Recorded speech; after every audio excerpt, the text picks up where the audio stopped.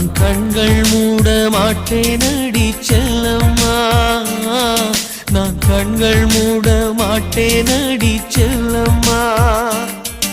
அடி நீதான் என் சந்தோஷம், பூவெல்லாம் உன் வாசம், நீ பேசும் பேச்செல்லாம் நான் கேட்கும் சங்கீதம், உன் புன்னகை நான் சேமிக்கின்ற செல்வமடி. நீ இல்லை என்றால்